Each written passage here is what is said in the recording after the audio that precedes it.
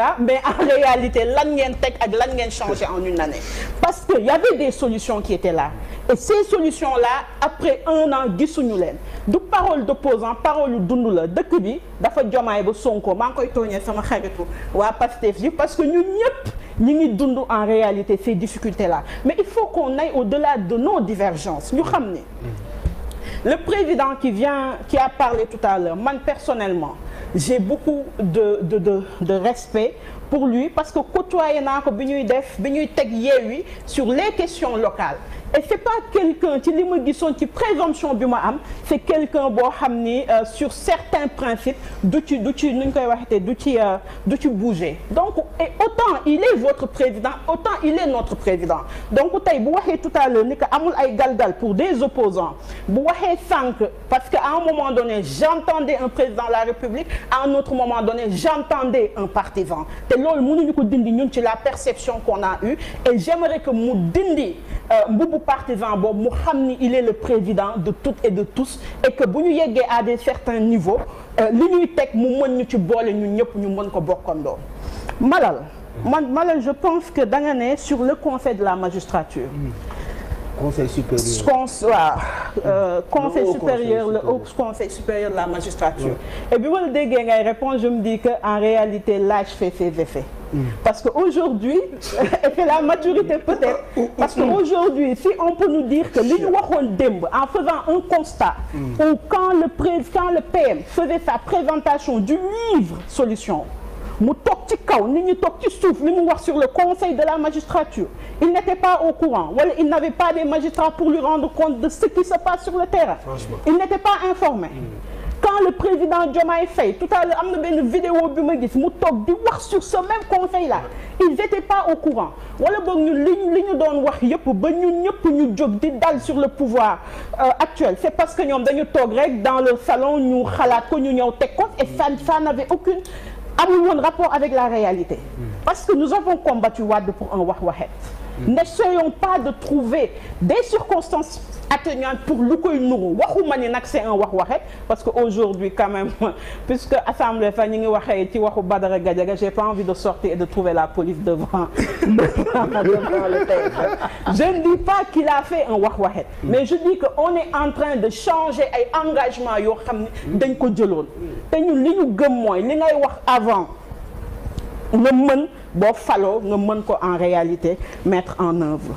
te parole donnée c'est quelque chose boo xam ni dañ ciy tenir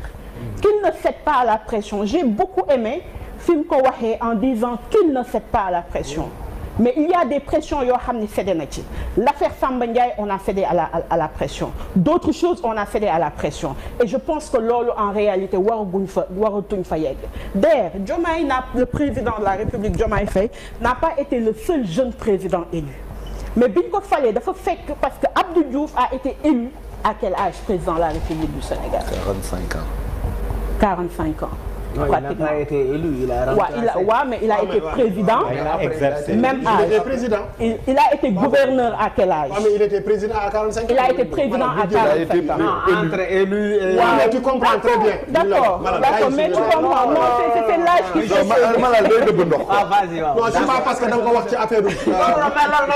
conseil. Et je pense que je suis parfaitement en phase. Parce que moom dafa bokkoon ci ñu nekkoon ci dialogue bi moo tax da koy defal. Non, donc parce que dafa am aussi lu ma fekk ci dialogue. Non, un engagement est un engagement. Un engagement, quand on le prend, c'est un engagement. Ouais, loolu moo tax mu koy defal.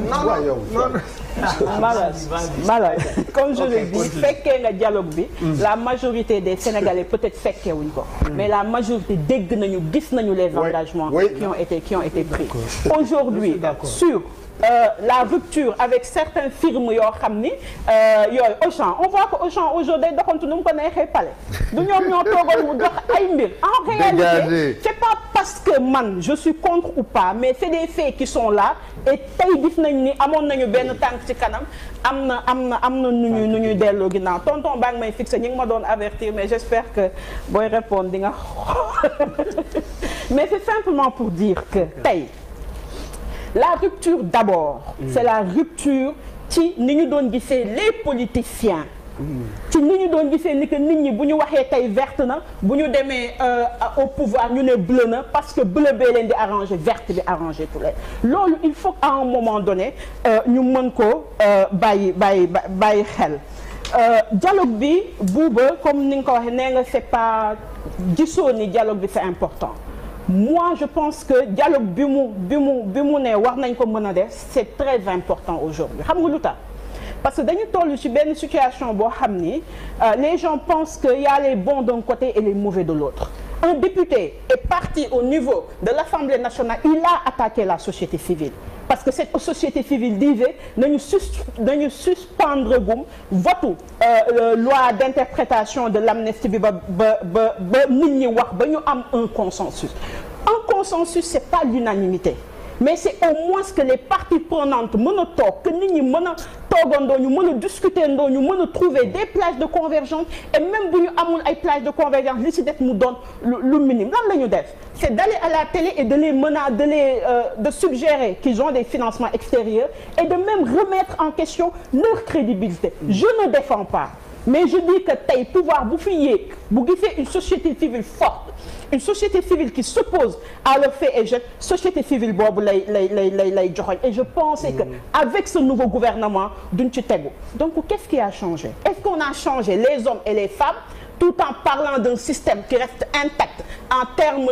de manque de réalisation, en termes de manque de conscience citoyenne, mais aussi en termes de ni ñuy taxawee ñuy gën a gisee suñu bopp ni fii laa faruma fële. Donc moi l'appel que je lance mooy le président a utilisé un mot qui pour moi est important. Il a parlé de cohésion, il a parlé de dialogue. Comme je le disais la dernière fois, dialoguer, discuter, c'est pas aller vers la compromission. Parce que ku ci nekk da ngay am sa position. Dans un pays démocratique, il faut une opposition forte, comme vous l'avez dit tout à l'heure, Bouba. Dans un pays démocratique, il faut un pouvoir, il faut une opposition. Mais à des moments donnés, il faut que les gens soient autour d'une table et discutent. Mais sous quelles conditions? Ci condition wu mépris bi nga xam ne moom la opposition bi di dund pendant plus d'une année où on nous dit bi ñu doon jàpp nit ñi fan ngeen nekkoon comme si les gens n'avaient pas droit à la parole ou quand maître le député nu mu tudd Thierno Alassane Sall dugal benn loi on lui rétorque que bi ñuy rey wala leneen li foo nekkoon mais Thierno Alassane Sall est un député qui a le droit de faire une proposition de loi qui a le droit de dire je veux que l'on nu ñu koy waxitee que ñu dindi loi d'amnistie bi qu'est-ce qu'on nous rétorque que ñi nekk fii ñoo baax ñeneen ñi ñoo bon c'est surtout pour dire que comme je l'ai dit tout à l'heure défilé wu tey bi le fait que ñëpp déggoo ni que Sénégal moo war a nekk au-dessus de tout nañ ci xalaat nañu bàyyi aussi que ce peuple-là que chacun puisse choisir son camp et l'assumer le fait qu'on nous donne des arguments par rapport ak ñi nga xam ne dañ leen dàq mais am na ñoo xam ne dañ leen dàq parce que dañoo far peut-être que le président n'est pas au courant parce que comme je le dis il peut peut-être ne pas être au courant de tout mais ça c'est une réalité on a licencié des personnes parce que dañu xalaat ni dañu nekk APR gis nañu koo xam ni dañ ko nommé woon nit ñi nekk sur Facebook ne kii fii la faroon le lendemain kooku à la limite dañ ko fa enlever est-ce que c'est un Sénégal pour tous ou c'est un Sénégal pour certains et on s'est toujours battu pour un Sénégal pour tous donc pour dire que moi c'est le message que je voulais faire passer nous sommes de l'opposition et nous assumons notre position d'opposition les trains qui arrivent à l'heure nous allons applaudir mais pour l'instant gisaguñu train sax ba mu am luy arriver à l'heure tonton bi nag il a eu à citer des choses je pense que buñ ko mettre en exergue peut-être dina rassurer mais à part la statue de Lat Dior qui a été inaugurée gisaguma benn avancée bu rëy bu ñu fi amagum c'est ça la triste réalité sur le plan international comme tu l'as dit li mu wax ci Macky Sall bokkuma ak yow cette vision lan la ñu bloqué lan la indi comme galgal xamuñu ko nañ ñu ko wax mu leer mais surtout et pour dire qu'il ne nous enlève pas notre droit d'être différent de penser autrement et de penser que peut-être il y a meilleur mais qu'on a le devoir aussi d'être solidaire sur des questions comme vous l'avez dit Bouba sur l'économie on va vers des lendemains qui ne sont pas très clairs et tey aveu en disant que nous n'avons pas de marge de manœuvre c'est parce que les solutions ont été trop dañ niñ ko gisee woon dafa rëy ou parce qu'en réalité il n'y a jamais eu de solution parce que état des lieux bi pendant près de 10 ans moom la ñu doon wax émission chaque direct chaque fu ñu toogee ba ci 1000 milliards yeeg ci 94 milliards yeeg ci au niveau de la prévidence etc. ci li nga xam ni doxul vous avez tout le temps fait l'état des lieux maintenant en termes de solution nous attendons parce que bu solution amee vous ne serez pas les seuls à en bénéficier nous en bénéficierons tous et man loolu laa bëggoon wax par rapport aux réponses que j'avais. Alors yéen ñaar ñëpp ku ci nekk je vais être très gentil avec vous 5 minutes hein, pour terminer. Redet moom elle n'est pas concernée déggoo ma de. Je vais être gentil avec vous deux ku ci nekk en 5 minutes hein oui ma.